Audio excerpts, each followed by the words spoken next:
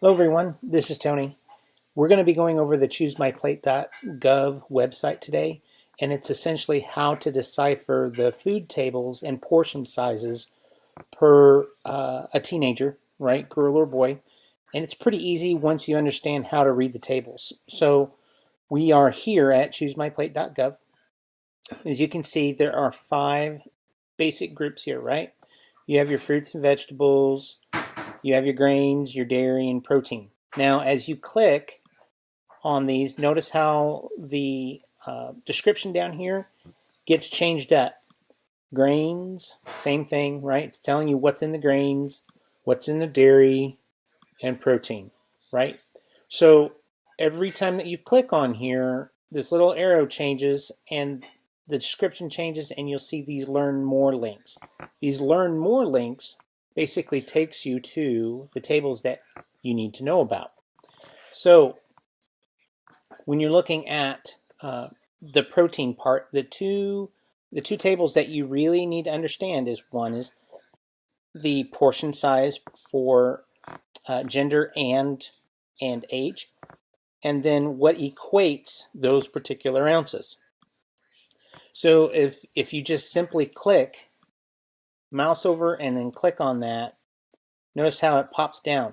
So where you guys want to keep in an accommodation for your menus is that you'll want to hit teenagers, right? Girls, boys from 9 to 18 years old. Now, you're going to be looking at about 5 ounces of protein on a daily basis, right? That's important number to hit, right? 5 ounces. That's breakfast, that's lunch, and that's dinner. So you can come down here and you can start thinking about, all right, now how do I come up with 5 ounces of protein? Now, most people will associate protein with these first 3 items right here. Meats, which is pork and beef, right? Deer, uh, things like that. Then you have poultry, right? So your birds, and then you have your seafood. Now, that's where a lot of people will stop and think, okay, that's all the protein I have options. But you actually have a few more, right? You have eggs, nuts, and beans as well. So imagine this. See, look at here, eggs. We'll just take eggs for example here. 1 egg is equivalent to 1 ounce of protein. So if you had 5 eggs in a meal, if you had 5 eggs in a meal, that was your protein allotment for the day.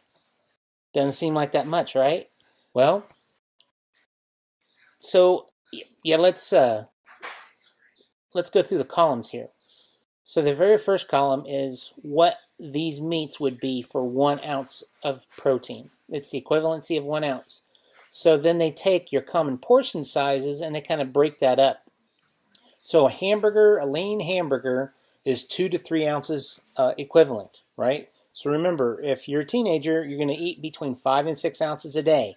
So if you had a small hamburger, how many hamburgers could you eat for your protein allotment for the whole day? It'd be 2.5 to 3, right? Because if they're at 2 and you get 6 ounces of protein in a day, that's 3 hamburgers right there. Okay, so what I'm trying to get across is that the portions that typically what everybody eats is probably a little bit more than what Choose My Plate does offer. But when you are thinking through these menu items, you have to conform to these things right here, right? Now, look down here in the eggs. 3 white eggs, whole eggs, right? Egg whites and egg yolks, right? So if you ate just the egg whites, then that's 2 ounces for 3 eggs. But if you ate the yolks along with it, that would be 3. That would be 3 ounces for 3 eggs. So basically, a whole ounce of protein for a whole egg. Beans. A lot of people don't realize that there's protein in beans. So if you have chili, right? If you have chili, if you had a quarter of a cup of cooked beans, and this is your typical chili beans right here, that would equate to 1 ounce of protein. Right? There you go. In a pot of chili, you have 1 ounce of protein plus whatever the vegetable equivalency is for the beans as well. Okay, so again, you have your table that's up here that tells you what guidelines your age and gender you need to accommodate for in an average day diet, and then you take that down here and then you can accommodate for whatever that looks like, from meats, poultry, seafood, beans, cheese, eggs, nuts. The first column is about what that would equate as a 1 ounce food group, and then some typical ideas of what that's going to be later. All right, makes sense? All right. You can do the very same thing for the rest of the foods. All you have to do is come all the way back up, go to home, and you can choose another one. Say you want to go fruits. You select fruits, hit learn more. It goes into what's the fruit. So you have your fruit table. Looks familiar, doesn't it? Teenage. Now you're looking at 1.5 to 2 cups a day of fruit. So what equates a cup of fruit? The very first column is about 1 cup of fruit, and then here is about what an average serving of what people typically eat would be, right? So if you had 1 small apple, which is about 2.5 inch or 2.25 inch diameter, that would equate to 1 cup of fruit. As a teenage boy, 14 to 18 years old, you're going to have 2 cups of fruit. So if you had to accommodate for 2 cups of fruit in a day, you could have 2 apples and have that done. All right? Make sense?